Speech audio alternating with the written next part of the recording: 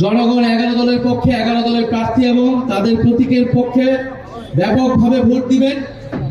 ফলে সেই ভোট, সেই জনজোয়ারকে ঠেকানোর জন্য, আতঙ্ক তৈরি করার জন্য, সন্ত্রাস তৈরি করার জন্য তারা বিভিন্ন জায়গায় হুমকি ধুমকি হামলা ইত্যাদি শুরু করেছে।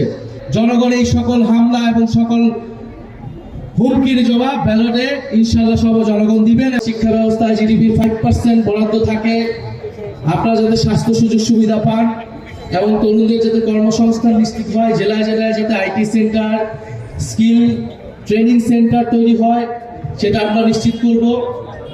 এবং আমরা যেটা বলতেছিলাম যে আপনারা 16 বছর পরে ভোট এবং এই ভোটের সাথে আছে গণভোট, আপনারা অবশ্যই বিচার বিবেচনা করে ভোট দিবেন।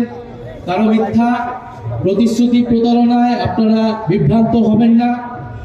কারণ একটি দল দেখছেন সারা দেশে বিভিন্নভাবে সন্ত্রাসী কার্যক্রম শুরু করেছে, 11 দলীয় জোটের প্রার্থীদের উপর হামলা করছে। শেরপুরে তারা 11 দলীয় জোটের একজন নেতাকে, জামাত ইসলামের একজন উপজেলা সেক্রেটারিকে হত্যা করেছে। 5ই আগস্টের পরে এই ধরনের হত্যা করে তারা যে আওয়ামী লীগের সন্ত্রাসী রাজনীতি ছিল, সেই সন্ত্রাসী রাজনীতি নিজেরা করা শুরু করছে এবং তারা ভোট কেন্দ্র দখল করার, তারা সিল মারার এই ধরনের পরিকল্পনা করছে। কারণ আমরা দেখতে পাচ্ছি জনগণ 11 দলের পক্ষেই আছে।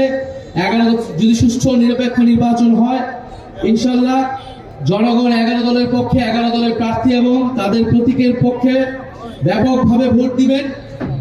ফলে সেই ভোট, সেই জনজোয়ারকে ঠেকানোর জন্য, আতঙ্ক তৈরি করার জন্য, সন্ত্রাস তৈরি করার জন্য তারা বিভিন্ন জায়গায় হুমকি ধুমকি হামলা ইত্যাদি শুরু করেছে।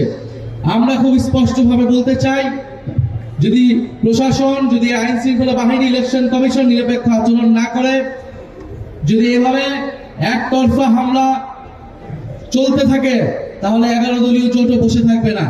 এই সকল হামলার জবাব দেওয়া হবে ইনশাআল্লাহ 12ই ফেব্রুয়ারি ব্যালটে। জনগণ এই সকল হামলা এবং সকল হুমকির জবাব ব্যালটে ইনশাআল্লাহ সব জনগণ দিবেন এবং এই মৌলভীবাজার 4 আসনে সবাই শাপলা কলিতে ভোট দিয়ে সেই নতুন বাংলাদেশের সূচনা করবেন। আমরা প্রীতম দাসকে আপনাদের কাছে দিয়ে যাচ্ছি, আপনাদের হাতে তুলে দিচ্ছি। ইনশাআল্লাহ প্রীতম দাস মৌলভীবাজার 4 থেকে বিপুল ভোটে জয়যুক্ত হয়ে আপনাদের কথা বলবেন, মানুষের কথা বলবেন, জনগণের কথা বলবেন।